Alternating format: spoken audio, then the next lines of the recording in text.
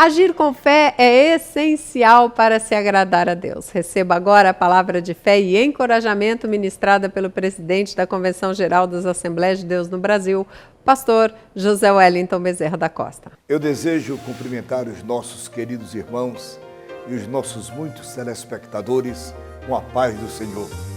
É uma alegria para o meu coração estar junto a você, mas esta tão preciosa manhã. E para esse instante, eu queria convidar a você, meu irmão, meu amigo, todos vocês que têm uma Bíblia Sagrada, abram esse livro santo, no livro escrito por Josué, no capítulo de número 22. Nós vamos ler dois versículos, o versículo de número 10 e o versículo de número 26.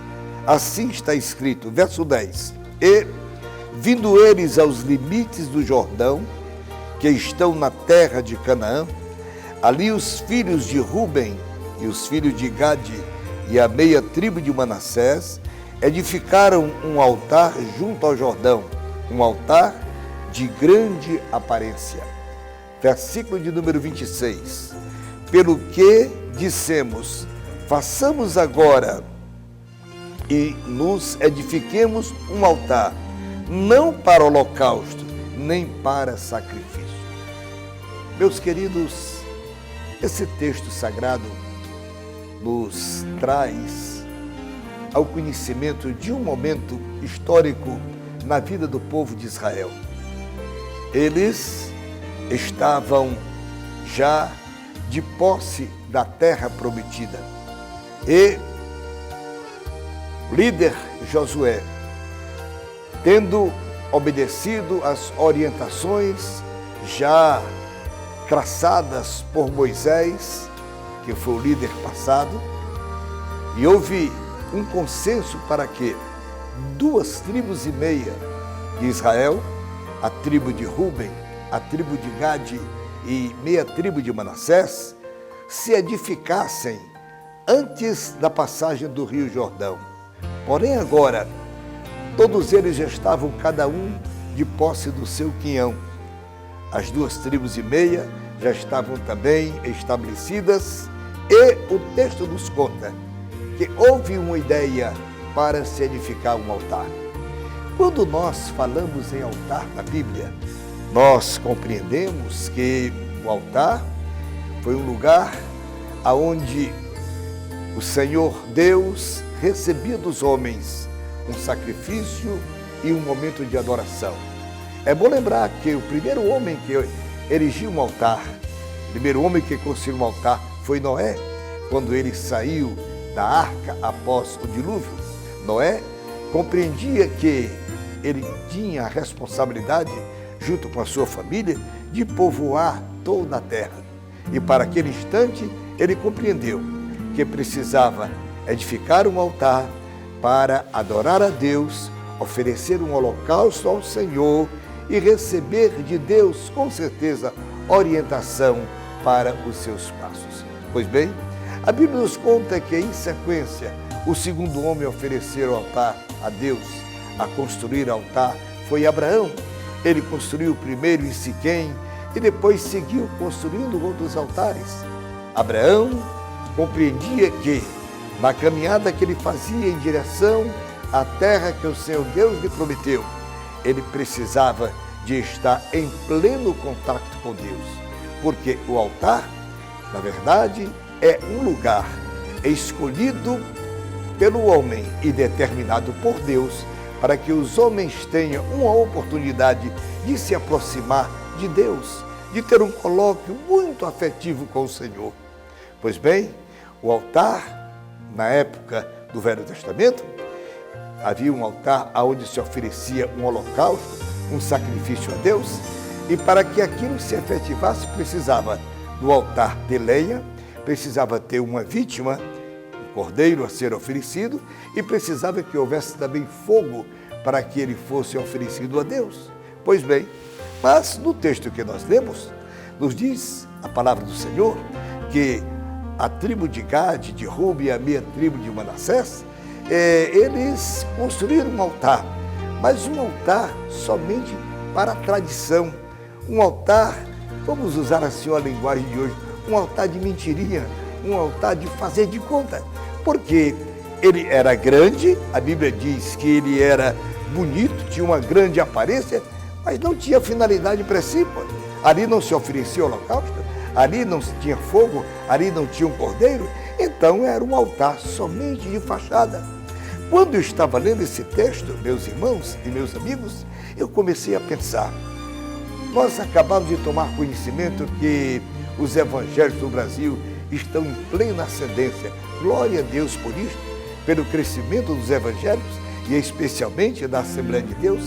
Mas quero deixar aqui uma palavra para todos os evangélicos. Queridos irmãos, nós não podemos ter um altar somente de fachada, um altar grande e com muita aparência. Nós precisamos mostrar para o Brasil e para o mundo que no nosso altar espiritual o Cordeiro de Deus está presente. No nosso altar espiritual, o fogo do céu ainda não se apagou. No nosso altar espiritual, nós estamos tendo cuidado de estar sempre alimentando com lenha. O homem de Deus dizia, sem lenha o fogo se apagará. A lenha que representa a nossa oração, a nossa comunhão com Deus. Daí, meus queridos companheiros, o nosso altar precisa mostrar, não somente para os irmãos, mas para o mundo, que Jesus Cristo está presente na nossa vida. Que a presença do Espírito Santo, o fogo do céu, o calor do Espírito Santo ainda abrasa os nossos corações e que nós estamos cuidadosamente cuidando do nosso altar, alimentando com oração, alimentando com o nosso trabalho, a fim de que o nosso sacrifício, a nossa oração, a nossa vida espiritual, o nosso culto, que é a nossa oferta ao Senhor, continue sendo recebida pelo Senhor nosso Deus. Então, queridos, altar grande e de aparência não tem valor para Deus. O meu altar, o seu altar, precisa que haja uma vítima, o Cordeiro de Deus presente, que haja fogo, o Espírito Santo na nossa vida. Deus abençoe aos irmãos e aos nossos muito queridos amigos que nos acompanham nesse nosso programa Movimento Pentecostal. Eu quero orar por você nesse instante.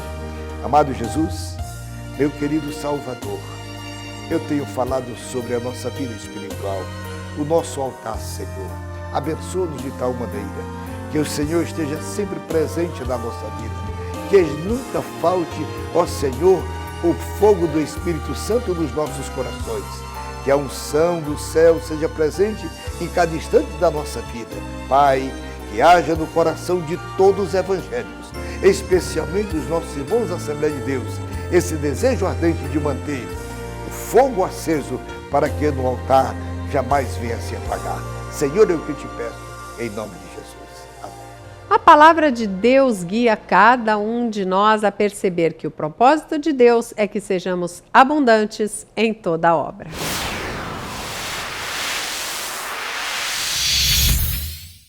Mar da Galileia. No despertar do dia, o jovem João recebeu um chamado que mudou toda a sua vida. De pescador a um dos discípulos mais chegados do Mestre. Seu ministério apostólico se destaca nas páginas do Novo Testamento. O Discípulo Amado, um relato profundo e apaixonante sobre a vida e ministério de João. Leia e se emocione com a história do amigo fiel do Mestre até o fim.